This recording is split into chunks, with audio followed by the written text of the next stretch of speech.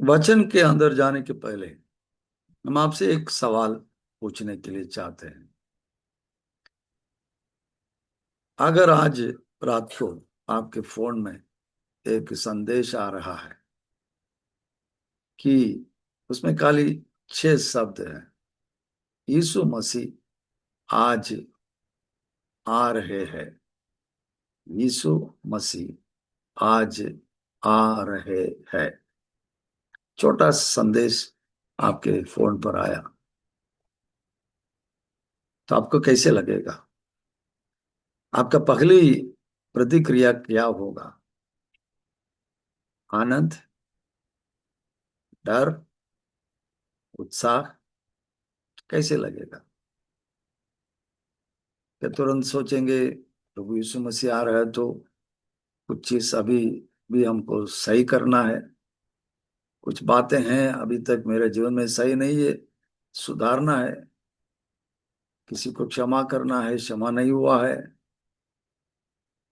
और किसी को जाकर तुरंत तुरंत बताएंगे, मैसेज सबको पास करेंगे। यीशु मसीह फिर से आने वाला है। सवाल ये नहीं है कि यीशु मसीह आएंगे या नहीं, सवाल ये है क्या हम तैयार हैं? क्या हम तैयार हैं? वचन में वही हम लोगों को बार बार बताया जाता है, क्या हम तैयार है?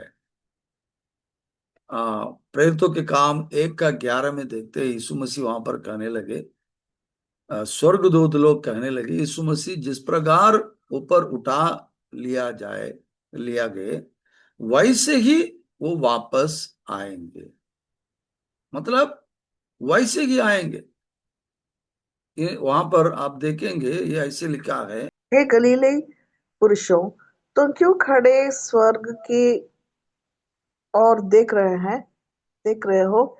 यही यीशु जो तुम्हारे पास से स्वर्ग पर उठा लिया गया है, जिस रीति से तुमने उसे स्वर्ग को जाते देखा है, उसी रीति से वो फिर आएगा।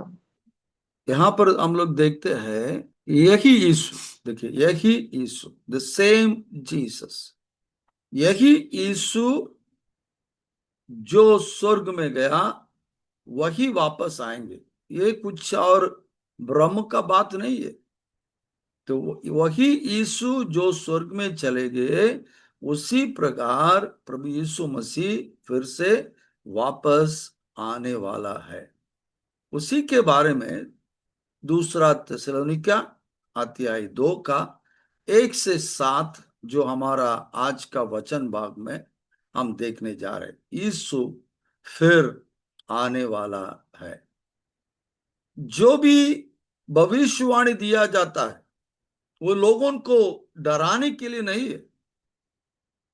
कभी कभी प्रभु का दूसरा आगमन के बारे में ऐसे एक डराव का संदेश कभी कभी हम लोग सुनते हैं।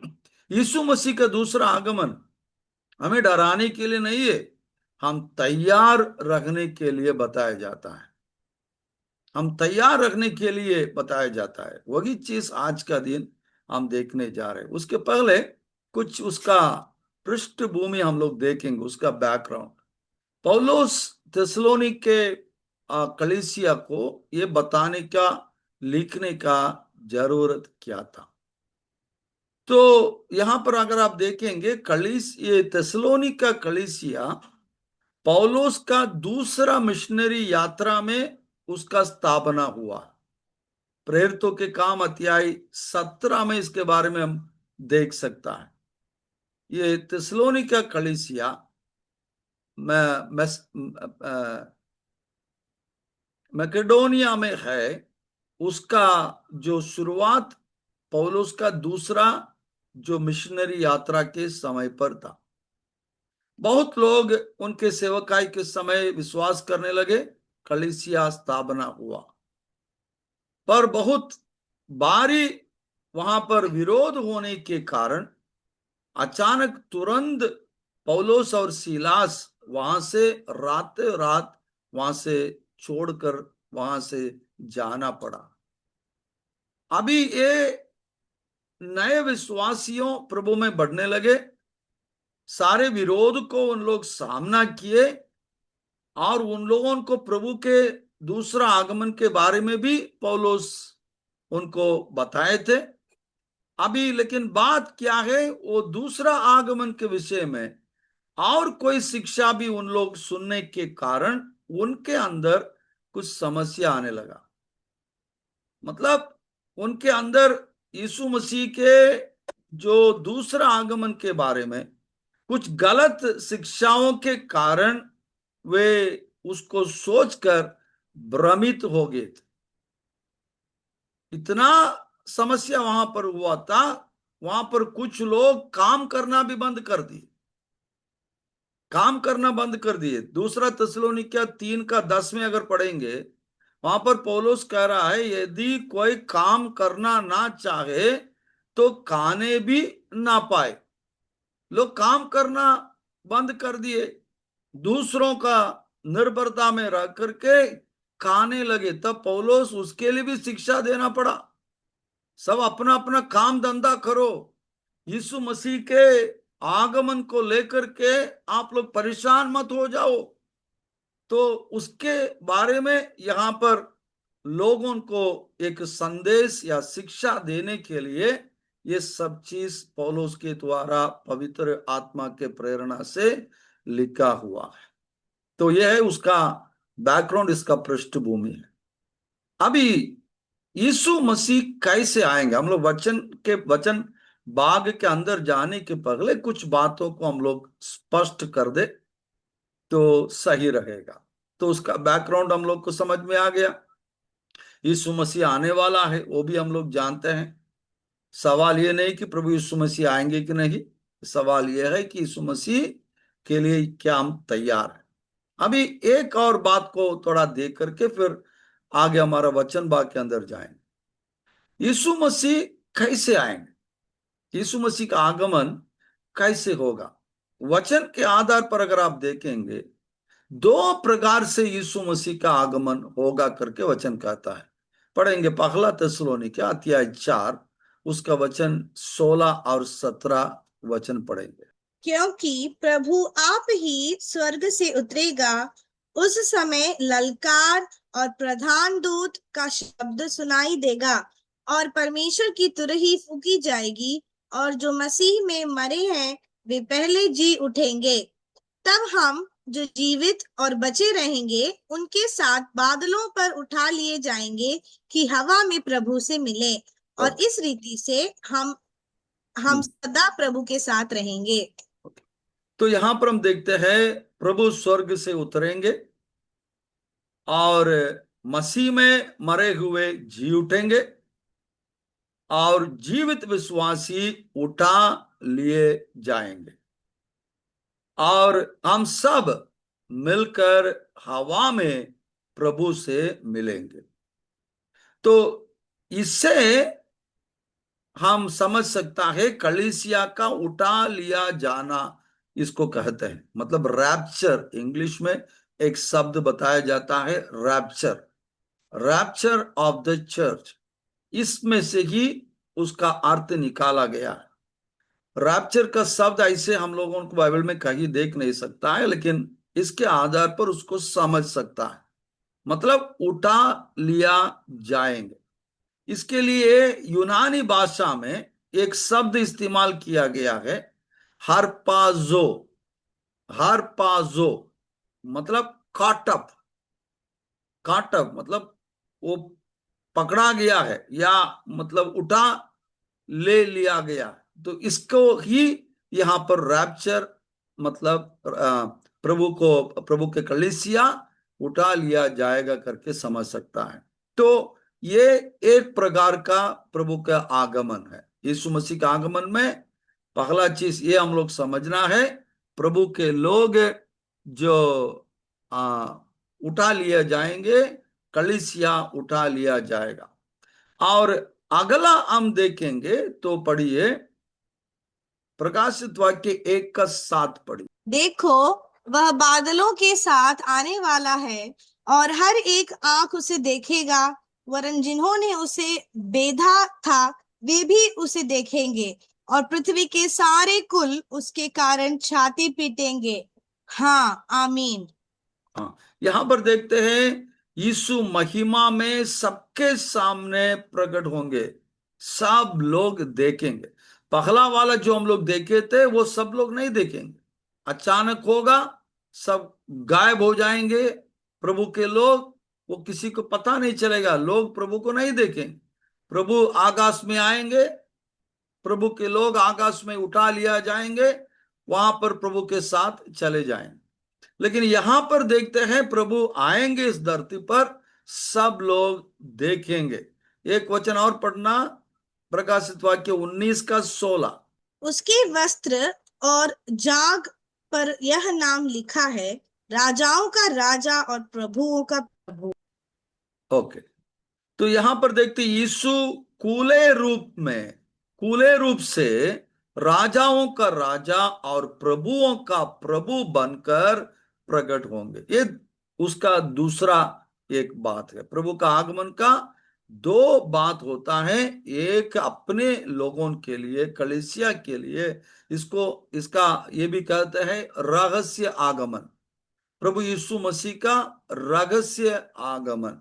और दूसरा जो है कूला आगमन, सबके सामने सब लोग देखेंगे वो प्रभु का, वो दूसरा आगमन का, वो उसका दूसरा बात है। तो इसमें दो बात को देख सकता है प्रभु यीशु मसीह के आगमन के विषय में। हम आपको बहुत सरल तरीके से समझाने के लिए प्रयास करता हूं।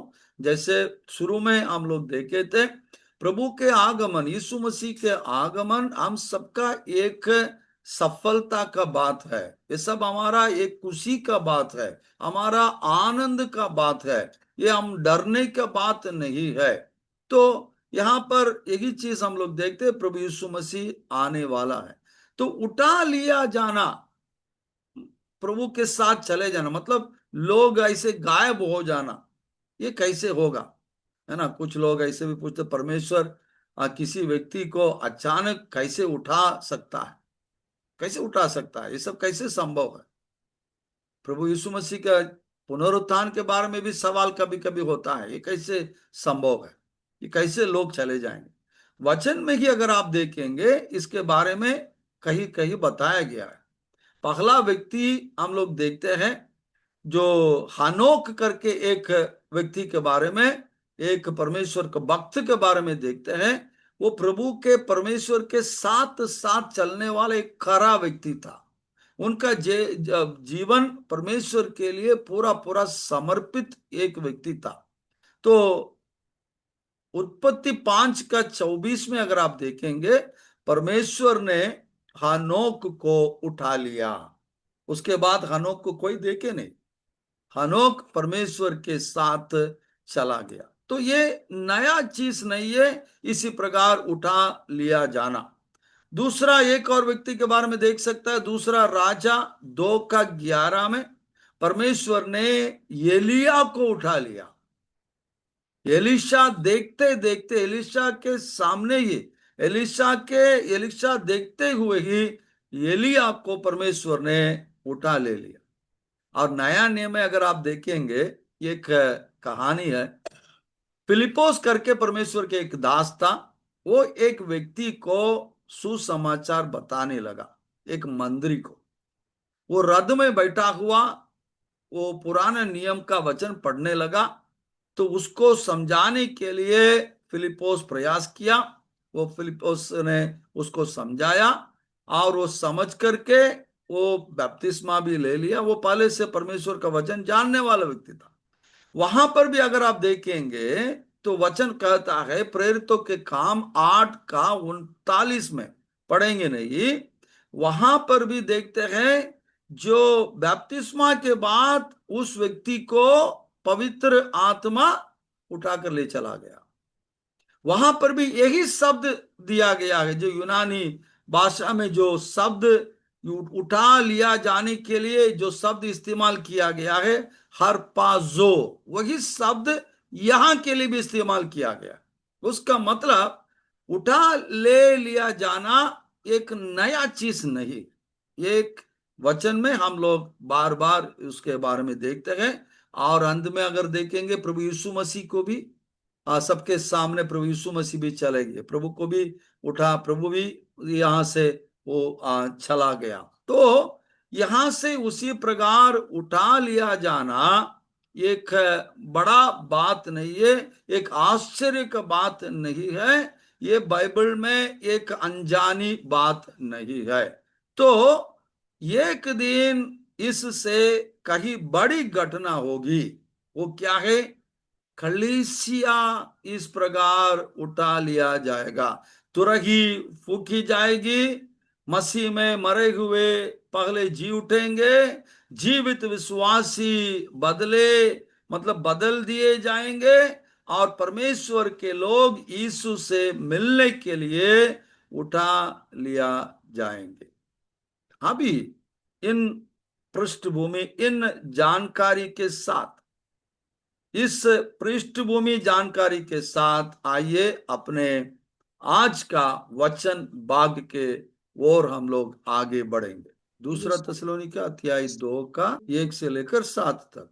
हे भाइयों, अब हम अपने प्रभु यीशु मसीह के आने और उसके पास अपने इकट्ठे होने के विषय में तुमसे विनती करते हैं कि किसी आत्मा या वचन या पत्री के द्वारा, जो कि मानो हमारी ओर से हो, यह समझकर कि प्रभु का दिन आ पहुंचा है, तुम्हारा मन अचानक अस्थिर न हो जाए और न तुम घबराओ। किसी रीति से किसी के धोखे में न आना, क्योंकि वह दिन न आएगा जब तक धर्म का त्याग न हो ले और वह पाप का पुरुष अर्थात विनाश का पुत्र प्रकट न हो, जो विरोध करता है और हर एक से जो ईश्वर या पूज्य कहलाता है अपने आप को बड़ा ठहराता है, यहाँ तक कि वह परमेश्वर के मंदिर में बैठकर अपने आप को ईश्वर ठहराता है। क्या तुम्हें स्मरण नहीं कि जब मैं तुम्हारे यहाँ था तो तुमसे ये बातें कहा करता था? तुम उस वस्तु को जानते हो जो उसे अभी रोक रहा है कि वह अपने ही समय में प्रकट हो, क्योंकि अधर्म का भेद अब भी कार्य करता जाता है, पर अभी एक रोकने वाला है, और जब तक वह दूर न हो जाए वह रोके रहेगा। ओके, तो इसको समझने के लिए जा रहे। पहला बात यहां पर देखते, धोखा मत खाना। धोखा मत खाना, पहला 2 वचन पढ़ेंगे, 1 और 2 पढ़ेंगे। हे भाइयों, अब हम अपने प्रभु यीशु मसीह के आने और उसके पास अपने इकट्ठे होने के विषय में तुमसे विनती करते हैं कि किसी आत्मा या वचन या पत्री के द्वारा, जो कि मानो हमारी ओर से हो, यह समझकर कि प्रभु का दिन आ पहुंचा है, तुम्हारा मन अचानक अस्थिर न हो जाए और न तुम घबराओ। ओके, तुम्हारा मन अस्थिर ना हो और धोखा खाओ। तो यहां पर देखते हैं, एक बात यहां पर बताया कि यीशु मसीह के आने के बारे में और उसके पास इकट्ठे होने के बारे में। इसके बारे में तुम लोग घबराने की जरूरत नहीं है। ये उठा लिया जाना, उसका मतलब हम यहां को छोड़कर जाने वाली बात नहीं, प्रभु से मिलने का बात है। प्रभु से मिलने की बात है। मृत्यु जो होता है प्रभु के लोगों के लिए, ये संसार को छोड़ने वाला बात नहीं, प्रभु से मिलने की बात है। मृत्यु से हम लोग के लिए द्वार खुलता है। उसी प्रकार रैप्चर या उठा लिया जाना, उसका मतलब यही है हम प्रभु से मिलने जा रहे। इसलिए उसको सोच करके अलग अलग प्रकार का जो भी तुमको जानकारी मिला उसके लेकर परेशान मत हो जाओ। एक जगह पर हम लोग गए थे, एक प्रार्थना मीटिंग में ही थे, तब वहां पर बहुत बड़ा हल्ला होने लगा अचानक। तो बात क्या हुआ, एक भाई जिसके फोन पर एक मैसेज आया कि तुम्हारे नाम पर कुछ रुपया 50 लाख रुपया का लॉटरी आ गया है, तो तुम इसको क्लिक करो तो तुरंत तुमको उसका लिंक खुलेगा और तुम जाकर उसका पैसा तुमको मिलेगा। तो उसको खोला, वो बोला, बहुत वेलकम करके उन लोग कहने लगे पहले 50,000 रुपया जमा करोगे तो कल सुबह इसका हो जाएगा। ये सोचने लगा, तुरंत अगला मैसेज आया, ज्यादा नहीं सोचना, ये खाली 30 मिनट के लिए समय है। इसके अंदर लालच आ गया, क्लिक कर दिया। जो भी उसके पास था सारे पैसा से उसको मतलब भेज करके फिर मतलब देखा। जो उसके बाद वो थोड़ा पैसा वाला था, वो 1.5 लाख रुपया और जो था वो भी गायब हो गया। वो घबराने लगा, घबराते हुए भागने लगा इधर उधर, भाग करके चिल्लाने लगा मेरा पैसा सब खत्म हो गया। तो सब लोग वहां पर पकड़ करके सबको बताया, अरे भाई तुमको इतना दिमाग नहीं है, ये सब चीज जो भी भेजे है थोड़ा सा सोचना था ना, करके सब लोग उनसे बोलने लगे। अभी पौलुस का भी यही कहना है, लोग ये कहे वो कहे करके उसके पीछे भ्रमित नहीं होना। काम धंधा छोड़ करके यीशु मसीह आज आएंगे, कल आएंगे, परसों आएंगे करके परेशान नहीं होना। आज भी कभी कभी हम लोग को ये सब चीज सुनने में बहुत बड़ा अच्छा लगता है ना। प्रभु कब आएंगे? तो सितंबर महीना 14 तारीख आएंगे। 2-3 साल के पहले ऐसे भी एक बात आने लगा, तो लोग बहुत मतलब उत्साह के साथ उसके पीछे सब देखने लगे। अरे प्रभु कभी भी आए उससे हमारा क्या मतलब है? हमारे भविष्य के बारे में सुनने के लिए भी हम लोग कभी कभी बहुत इच्छा रखते हैं।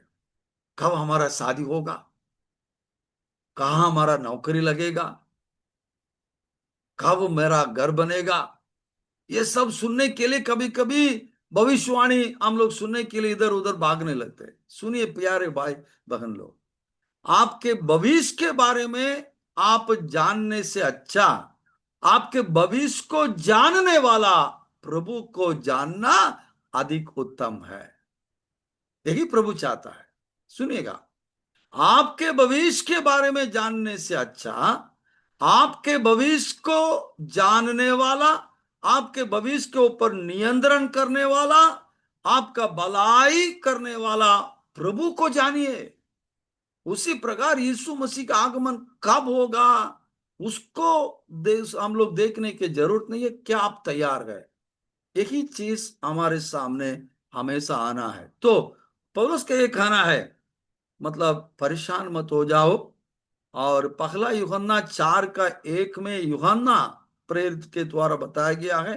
4:1 पढ़िए, पहला यूहन्ना 4:1। हर एक आत्मा की प्रतीति न करो, वरन हाँ आत्माओं को परखो कि वे परमेश्वर की ओर से हैं कि नहीं, क्योंकि हाँ, बहुत से आत्माओं झूठे को। भविष्यद्वक्ता जगत में निकल खड़े हुए।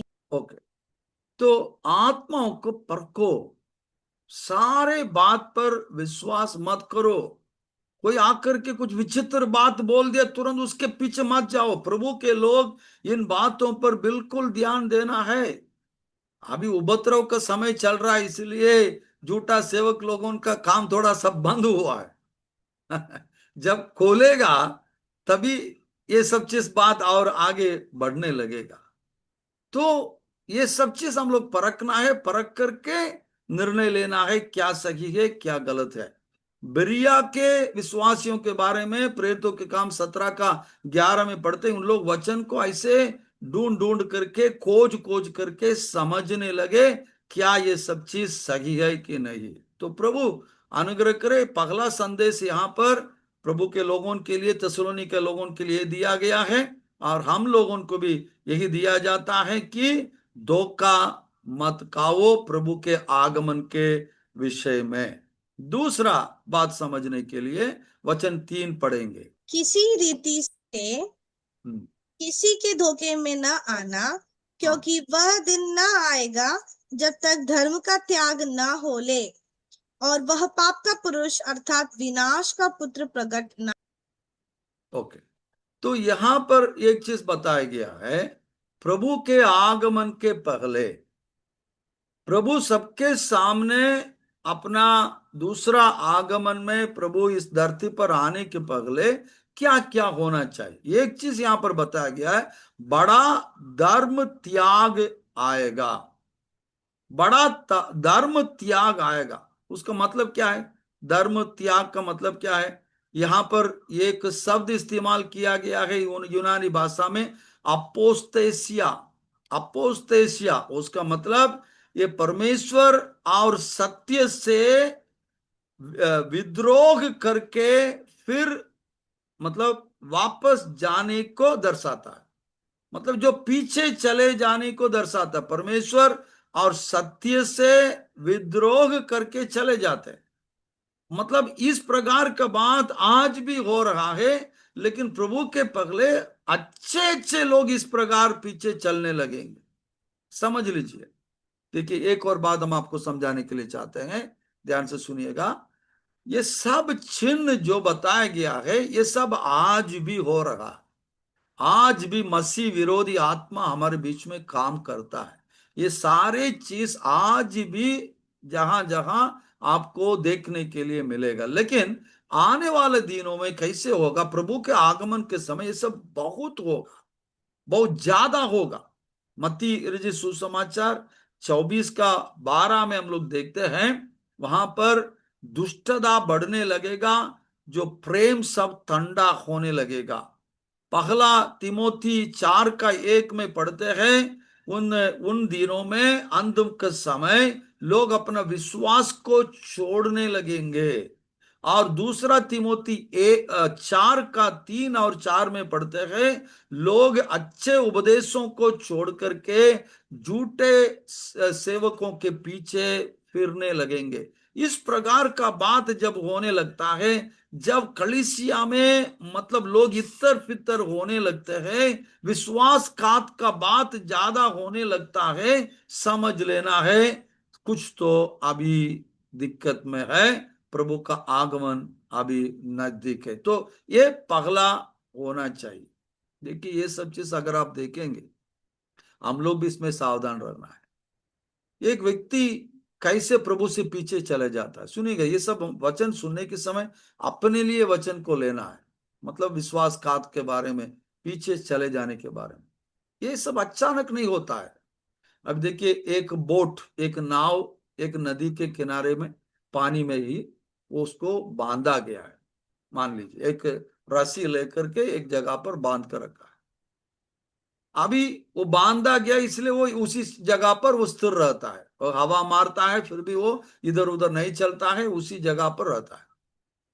अभी मान लीजिए वो रस्सी खुल गया, कोई देखा नहीं, तो क्या होगा? थोड़ा समय के बाद अगर आप देखेंगे तो 1 किलोमीटर, 2 किलोमीटर, 5 किलोमीटर दूर चलने लगे। तो 5 किलोमीटर दूर कैसे चला गया? अचानक चला गया क्या? नहीं, जब रस्सी खुला, धीरे धीरे धीरे धीरे धीरे धीरे ही पीछे चलने लगता। उसी प्रकार प्रभु के लोग पीछे चलते तो इसी प्रकार होता है। पहले वचन पढ़ने में उसका इच्छा खत्म होगा, संगति रखने का महत्व उनके जीवन में धीरे धीरे से खत्म होने लगेगा। प्रभु के लोगों से मिलना ही नहीं चाहेगा। इसी प्रकार धीरे धीरे धीरे धीरे ही लोग प्रभु से दूर होने लगते हैं। इसलिए हम लोग सावधान रखने के लिए परमेश्वर का वचन कहते हैं। एक वचन पढ़ करके अगला विषय की ओर जाएंगे, इब्रानी 2 का 1। इस कारण चाहिए कि हम उन बातों पर जो हमने सुनी है और भी मन लगाएं, ऐसा ना हो कि बहक कर उनसे दूर चले जाएं। हाँ, ऐसा ना हो कि बहक कर उनसे दूर चले जाए। तो सुनिए, अभी पहला ये दूसरा बात में हमारा संदेश क्या है? दूसरा बात किसके बारे में देखते हैं? प्रभु के आगमन के पहले एक बड़ा धर्म त्याग होगा। लोग प्रभु को विरोध करके बहुत लोग पीछे चलने लगेंगे। तो ऐसे परिस्थिति में आप क्या करेंगे? कौन विरोध कर रहा है, कौन चले जा रहा है, उसको देखकर बैठेंगे? नहीं। क्या हम हमारे प्रभु के साथ आ, अच्छा रिश्ता में है कि नहीं, इसका देखना है। और लोगों के बारे में नहीं। उन दिनों में जो होगा सो होगा, होने दीजिए। लेकिन अपने आप को, यही इस वचन में हम लोग देखते हैं, अपने आप पर ध्यान देना है। हम प्रभु से दूर होने का मौका ना होने पाए। हम वचन पर प्रार्थना करने में, संगति रखने में लवलीन रहे, प्रभु के लोगों के साथ रहे, परमेश्वर के वचन को सुने, प्रभु में बने रहने के लिए हम कोशिश करते रहेंगे, तो प्रभु के आगमन के लिए हम डरने की जरूरत नहीं है। ये दूसरा बात। तीसरा बात हम लोग समझने के लिए वचन 3 और 4 पढ़े। किसी रीति से किसी के धोखे में न आना, क्योंकि वह दिन न आएगा जब तक धर्म का त्याग न हो ले और वह पाप का पुरुष अर्थात विनाश का पुत्र प्रकट न हो, हाँ, अगला। जो विरोध हाँ, करता है हाँ, और हर एक से जो परमेश्वर या पूज्य कहलाता है अपने आप को बड़ा ठहराता है, यहाँ तक कि वह परमेश्वर के मंदिर में बैठकर अपने आप को परमेश्वर प्रकट करता है। ओके। तो ये सब चीज हम लोग और भी वचनों से तुलना करके आपको देखना पड़ेगा। अगर आपको लिखना है तो कुछ वचन लिख लीजिए। दानियेल 7 का 25, मत्ती 24 का 15, पगला यूहन्ना 2 का 18, प्रेरितों के काम 13 अध्याय। मतलब दानियेल 7 का 25, मत्ती 24 का 15, पगला यूहन्ना 2 का 18 और प्रकाशित वाक्य अध्याय 13। तो यहाँ पर ये सब वचनों के साथ तुलना करके देखेंगे तो एक एंटी क्राइस्ट के बारे में, मसीह विरोधी के बारे में बताया गया। यहाँ पर अधर्म का पुरुष करके नाम दिया गया है और विनाश का पुत्र करके नाम दिया गया है। सुनना, तो प्रभु के आगमन के पहले ये काम भी होना चाहिए कि अधर्म का पुरुष प्रकट होगा या विनाश का पुत्र प्रकट होगा, जिसको एंटी क्राइस्ट या मसीह विरोधी कहते हैं। तो प्रकाशित वाक्य में इसके बारे में और अविस्तार रूप में देख सकता है। दानियल के किताब, प्रकाशित वाक्य समझना है तो दानियल के किताब को पढ़ना जरूरी है। प्रकाशित वाक्य में जो चीज साइंस एंड सिंबल्स, जो कुछ चीजों को एक कल्पना से जो बताया गया है, ये सब समझने के लिए दानियल का किताब हम लोग देखना जरूरी है।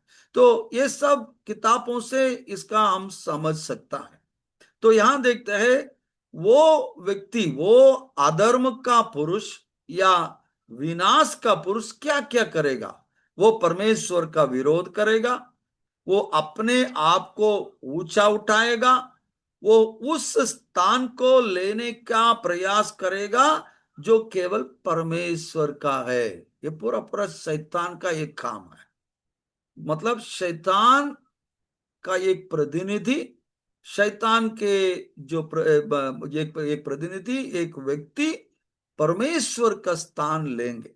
ये सब हम लोग देखने के समय आने वाले दिनों में ऐसे होगा। लोग ऐसे परेशान होकर के किसी के पीछे दौड़ने लगेंगे, वो अंत में वो कहेगा कि मैं परमेश्वर हूं। लोग उसको पूजना भी शुरू करेंगे, वो उस स्थान पर वो आएगा। ये सब चीज वहां पर होगा। यीशु मसीह राजादि राजा, प्रभुओं का प्रभु बनकर आने के पहले ये सब चीज पूरा होना चाहिए। यही यहाँ पर पौलुस के द्वारा पवित्र आत्मा हम लोगों को लिख करके रखा है। ठीक है, तो आगे और भी देखते हैं। यही मनुष्य के, वो जो व्यक्ति है वो मनुष्य के विद्रोह की मतलब जो ये क्या है, वो ये इनके द्वारा बहुत लोग परमेश्वर के द्रोह करने लगेंगे, विद्रोह का काम करने लगेंगे।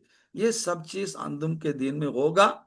फिर भी ये सब समझने के लिए हम लोग ज्यादा परेशान होने की जरूरत नहीं है, क्योंकि हम लोग मसीह विरोधी का प्रतीक्षा नहीं, अपेक्षा में हम लोग नहीं बैठे हैं, यीशु मसीह का अपेक्षा में।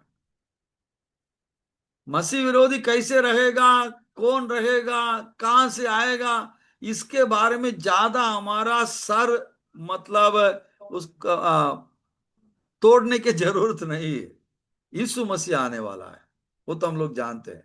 बस उस पर ध्यान देना है। बाकी जो भी आए, कैसे भी आए, जो भी हो, उस पर हमारा ज्यादा चिंता करने की जरूरत नहीं है, क्योंकि हमारा जो ध्यान शैतान पर नहीं है, मसीह विरोधी के ऊपर नहीं है। हमारा ध्यान पूरा पवित्र आत्मा, हमारा प्रभु यीशु मसीह के ऊपर हम लोग बनाए रखना है। वही देखते हैं। यहाँ पर वचन 8 में देखते हैं तब वह अधर्मी प्रकट होगा, जिसे प्रभु यीशु अपने मुंह की फूंक से मार डालेगा और अपने आगमन की तेज से भस्म करेगा। देख लीजिए, यहां पर एक बात बताया गया है, तब वो अधर्मी, मतलब वो पुरुष जो है, वो अधर्म का पुरुष जो प्रकट होगा, जो मसीह विरोधी जब प्रकट होगा, जिसे प्रभु यीशु अपने मुंह की फूंक से मार डालेगा। बस इतना ही है, काम खत्म। बस इतना ही है, काम खत्म। और अपने आगमन के तेजी से वो भस्म करेगा। तो प्रभु सबके ऊपर राज्य करता है, पूरा कंट्रोल प्रभु के पास है, हमारे प्रभु यीशु मसीह के पास है। इसलिए बहुत ज्यादा हम लोग, मतलब प्राधान्यता, महत्व मसीह विरोध के लिए, शैतान के लिए हम लोग देने के जरूरत नहीं है। यीशु को, उसे हराने के लिए संघर्ष नहीं करना पड़ेगा। मसीह की एक फूंक ही मतलब वहां पर पर्याप्त है। वही हम लोग यहाँ पर देखते हैं। तो मसीह विरोधी का काम वहां पर समाप्त होगा। तो फिर से याद रखिए, हम मसीह विरोधी की प्रतीक्षा नहीं कर रहे हैं, हम मसीह की प्रतीक्षा कर रहे हैं, हमारा प्रभु की प्रतीक्षा कर रहे हैं। लेकिन प्रभु के आगमन के पहले मसीह विरोधी का आगमन होगा, प्रकट होगा। लेकिन हम लोग प्रभु पर ही ध्यान देकर ही आगे बढ़ने लगेंगे। प्रभु को महिमा हो। अगला जल्दी से एक और विषय यहां पर दे करके हम लोग समाप्त करेंगे। 5 से 7 तक का वचन भाग पढ़ेंगे। क्या तुम्हें स्मरण नहीं कि जब मैं तुम्हारे यहाँ था तो तुमसे ये बातें कहा करता था?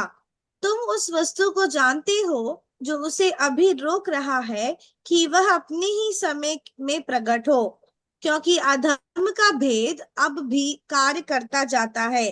पर अभी एक रोकने वाला है, और जब तक वह दूर न हो जाए वह रोके रहेगा। ओके। तो पौलुस के समय भी परमेश्वर के विरोध का विद्रोह, मसीह विरोधी का शक्ति काम कर रहे थे। लेकिन यहां पर देखते हैं, पौलुस ये कहता है कि कोई शक्ति उसे रोक रही है। मतलब सुनिएगा ध्यान से, प्रभु के आगमन के पहले मसीह विरोधी का आगमन होना चाहिए, लेकिन मसीह विरोधी के आगमन को और कुछ चीज रोक रहा है। क्या चीज है? और कुछ चीज रोक रहा है। सुनिए ध्यान से। तो अभी अभी पीछे से देखेंगे तो तीसरा, और आगे हम लोग जा रहे हैं। तो मसीह यीशु का आगमन के पहले मसीह विरोधी का आगमन होगा, या विद्रोह का काम होगा, और धर्म का त्याग होगा, ये सब चीज होगा। उसके पहले अभी जो हो रहा है, इसको रोकने वाला एक और शक्ति का काम अभी हो रहा है। ध्यान से सुना, हम लोग जिस समय पर है, इसी को बोलते हैं अनुग्रह का समय है। अभी उसका पूरा प्रकट इसलिए नहीं हो रहा है, कुछ चीज उसको रोकता है। क्या चीज करके यहां पर बताया नहीं गया है। क्या चीज रोकता है? मतलब बुराई को रोकने वाला भलाई, ये परमेश्वर का सामर्थ, क्योंकि सब चीज परमेश्वर के हाथ में ही है। और पवित्र आत्मा जो कलीसिया को चलाता है, कलीसिया के द्वारा ये रोका जाता है। इसलिए ऐसे हम लोग समझ सकता है, वो भी वचन में क्लियर स्पष्ट रूप में बताया नहीं गया है, लेकिन ये समझ सकता है कि कलीसिया पवित्र आत्मा के द्वारा जो चलाया जा रहा है, वो कलीसिया जब तक इस धरती पर रहेगा, तब तक मसीह विरोधी या इस विद्रोह का काम उतना प्रकट नहीं होगा। तो मसीह विरोधी का पूरा प्रकट होने के पहले कलीसिया उठा लिया जाएगा। पवित्र आत्मा का सामर्थ जो कलीसिया के ऊपर है, कलीसिया के द्वारा ये बुराई का काम रोका जाता है, वचन के द्वारा रोका जाता है, प्रभु के लोगों के प्रार्थना के द्वारा रोका जाता है। प्रभु के लोग जहां जहां रहते हैं वहां पर भलाई का काम किया जाता है, जिसके द्वारा बुराई का प्रभाव कम होने लगता है। परमेश्वर इस प्रकार उसको रोक कर रखा है, उसके कारण वो मसीह विरोधी का काम पूरा नहीं रुका, नहीं प्रकट नहीं हुआ है। तो परमेश्वर का वचन, ये सब चीज हम लोग आज इस वचन से पढ़ने के लिए प्रभु परमेश्वर कृपा किया। तो हम लोग यही चीज देखते हैं, प्रभु के आगमन के बारे में प्रभु के ऊपर ही ध्यान देना है। उसके आगे पीछे के बात सब सही है, अच्छा है, जानना ठीक है, लेकिन हमारा ध्यान, हमारा संदेश, हमारा आशा उसी पर ही होना चाहिए। प्रभु परमेश्वर हमारे ऊपर ये संदेश प्रभु आज हम लोग को दे रहा है, धोखा नहीं खाना है, इधर उधर करके इसके पीछे उसके पीछे हम लोग दौड़ने वाले नहीं होंगे। और एक बड़ा धर्म त्याग आएगा, वो भी अंतिम के दिनों में हम लोग देखेंगे, और अधर्म का पुरुष का प्रकट होगा, वो भी हम लोग इन वचनों के द्वारा हम देखे थे। लेकिन उसके पहले बुराई काम रहेगा करने के समय उसको रोकने वाला एक शक्ति अभी उसको रोकता है, वो पवित्र आत्मा और कलीसिया करके हम लोग समझ सकता है। तो शैतान का सारे कंट्रोल, नियंत्रण प्रभु के ही हाथ में। बीच में हम एक दिन हमारे गांव में थे, वॉकिंग जाने के समय एक बहुत बड़ा घर के सामने जा रहे थे, गेट बंद था, लेकिन गेट के नीचे मतलब देख सकता है, 1-2 फुट देख सकते, उसके ऊपर चादर लगा हुआ, नीचे से वहां पर 2 कुत्ता अंदर था, दोनों ऐसे भागकर आए, ऐसे इन लोग चिल्लाने लगे, डर गए वहां से। मतलब इतना इन लोग तेज, अगर गेट खुल जाता खत्म, इतना बड़ा कुत्ता है, इतना तेज इन लोग चिल्लाने लगे। उसी प्रकार ही शैतान भी, शैतान तेज है, वो शक्तिशाली है, लेकिन सर्वशक्तिमान नहीं है। सर्वशक्तिमान परमेश्वर उसको रोक रखा है। प्रभु के हाथ में ही सारे कंट्रोल है, सारे नियंत्रण है, इसलिए ज्यादा ध्यान हम लोग इधर उधर देने की जरूरत बिल्कुल नहीं है। हमारा ध्यान पूरा पूरा प्रभु, हमारा सर्वशक्तिमान परमेश्वर के ऊपर ही रहे। प्रभु के लिए हम तैयार है कि नहीं, बस यही आज हमारा सवाल है, वही हमारा सवाल है। क्या हम तैयार है? क्या तैयार है? छूट नहीं सकता है। अगर एक परिवार रेलवे स्टेशन में है, गाड़ी की प्रतीक्षा में है, बड़ा परिवार, बच्चे सब लोग साथ मिलकर गए हैं, गाड़ी आने में देर हो गई 1 घंटा, सब चाय पी रहे हैं, पानी पी रहे हैं, इधर उधर बैठकर बातचीत कर रहे हैं, बच्चे लोग इधर उधर भागते जाते रहते हैं। अचानक अभी अनाउंसमेंट, सूचना आया, गाड़ी इस प्लेटफॉर्म नहीं है, अगला प्लेटफॉर्म में आता है। कभी कभी रेलवे स्टेशन में ये समस्या होता है, हम लोग बहुत बार इस प्रकार परेशान हुए, तो सब चीज लेकर के भागना पड़ता है वहां पर। तब सब लोग भागकर, मतलब सब छोड़कर भागने लगे, चाय जो खरीद कर रखे चाय सब वहां पर छोड़ करके, पानी बॉटल सब छोड़ करके, सब छोड़कर सब भागने लगे अपना सामान लेकर के। क्यों? क्योंकि ट्रेन छूटना नहीं चाहिए। उसी प्रकार हम चाय पीने से, कमाने से, ये करने वो करने, सब चीज में हम जब बहुत व्यस्त रहते हैं, समझ लेना गाड़ी छूटना नहीं चाहिए, गाड़ी छूटना नहीं चाहिए। वही बस इतना ही हमारे अंदर रहे। प्रभु जब आएंगे, हमें ले जाने के लिए, जब प्रभु आएंगे, क्या हम तैयार है प्रभु के साथ जाने के लिए?